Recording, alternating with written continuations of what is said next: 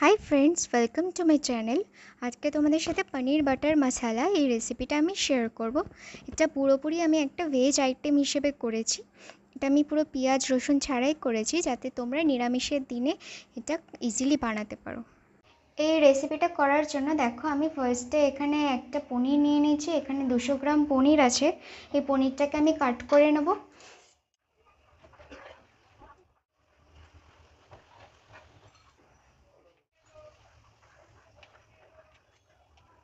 এখানে এই রেসিপিটা করার জন্য দেখো, আমি একটা মিডিয়াম সাইজের টমেটো কেটে নিয়েছি। এই টমেটোটা আর এখানে আদাটা আমি পেস্ট করে নেব। এছাড়া দেখো, এখানে আমি লঙ্কা, এখানে আমি পাকা লঙ্কা ইউজ করেছি ভালো কালারের জন্য। তোমরা চাইলে গ্রিন চিলিও ইউজ করতে পারো। এছাড়া কিছু পরিমাণে কাজু আর কয়েকটা আমি চারুমগজ নিয়ে নিয়েছি। এখানে দেখো, আমি একটা ফ্রাই প্যান বসিয়ে দিয়েছি। এই ফ্রাই প্যানটার মধ্যে আমি সাদা তেল দিয়ে একটু নুন দিয়ে এবার আমি পনিরটা খুব ভালো করে ভেজে নেব। এখানে আমার কিন্তু গ্যাসের ফ্লেমটা একদম লো করা আছে। পনিরটা আমি একদম যেহেতু হালকা করে ফ্রাই করব, একদমই ডিপ ফ্রাই করব না, তাই জন্য কিন্তু গ্যাসের ফ্লেমটা লো রেখে আমি পনিরটা হালকাভাবে ফ্রাই করে নিচ্ছি।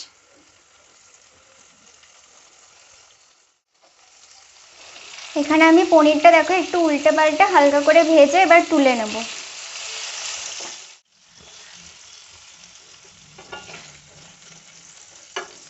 পনিরটা ভেজে তুলে নেওয়ার পরে দেখো, আমি এখানে নুন জলে ভিজিয়ে রেখেছি। এখানে নুন মিষ্টি তোমরা যা যা অ্যাড করার করে নিও, তাহলে পনিরের ভিতরে খুব ভালোভাবে ঢুকেও যাবে আর পনিরটা খেতেও খুব ভালো লাগবে। পনিরটা ভেজে রাখা তেলেই দেখো, আমি এখানে এই গোটা গরম মশলা ফোড়ন দেবো। এখানে আমি 2টো এলাচ থেতো করে নিয়েছি, আর এখানে লবঙ্গ আর দারচিনি এটা আমি ফোড়ন হিসেবে অ্যাড করে দিলাম। দেখো, আমি কাজু চারুমগজ আর টমেটো আদা কাঁচা লঙ্কা যে পেস্টটা করে রেখেছিলাম সেটা এবার দিয়ে দেবো। ফোড়নটা আমার খুব ভালো করে ফুটে গেছে, এখানে স্মেল ছেড়ে এসছে। এবার আমি পেস্টটা এখানে দিয়ে দিচ্ছি।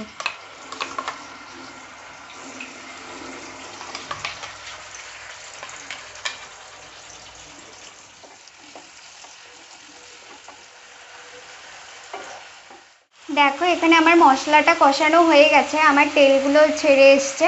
এবার এর মধ্যে আমি অল্প অল্প করে টক দই অ্যাড করতে থাকবো। টক দই অ্যাড করার সময় কিন্তু তোমরা গ্যাসের ফ্লেমটা একদমই লো রাখবে, নাহলে কিন্তু টক দইটা ছানা কাটা হয়ে যাবে। গ্রেভির টেক্সচারটা একদমই ভালো লাগবে না, আর খেতেও একদম ভালো লাগবে না। আবার আমি আরেকটু টক দই অ্যাড করলাম। যেহেতু পনির একটা নিরামিষ আইটেম এবং এটা আমরা নিরামিষের দিনেই নর্মালি বানাই, তাই জন্য এখানে আমি পেঁয়াজ রসুন ছাড়া করলাম। তোমরা চাইলে কিন্তু এখানে পেঁয়াজ রসুন অ্যাড করতেই পারো। আমি এখানে নিরামিষভাবে পেঁয়াজ রসুন ছাড়াই করলাম। এখানে দেখো, আমি 2 চামচ গুঁড়ো দুধ নিয়ে নিয়েছি। তোমরা চাইলে লিকুইড দুধও ইউজ করতে পারো। আমি এখানে গুঁড়ো দুধ নিয়েছি। এই গুঁড়ো দুধটা আমি একটু জল দিয়ে গুলে অ্যাড করব। এবার এই গ্রেভিটার মধ্যে আমি এই গুঁড়ো দুধটা গুলে অ্যাড করে দিচ্ছি।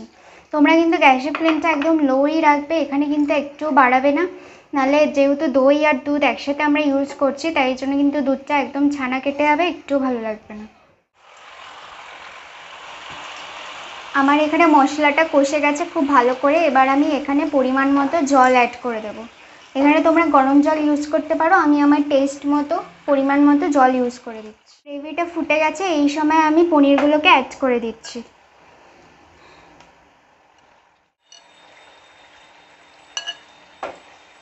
দেখো, আমার পনিরটা এখানে খুব ভালো করে রেডি হয়ে গেছে এবং গ্রেভিটাও তৈরি হয়ে গেছে।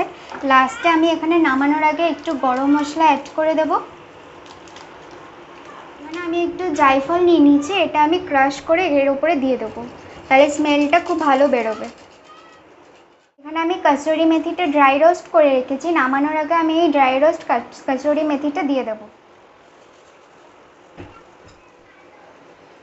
আমার দেখো, পনিরের রেসিপিটা রেডি হয়ে গেছে। এই সময় আমি গ্যাসের ফ্লেমটা অফ করে দিয়েছি।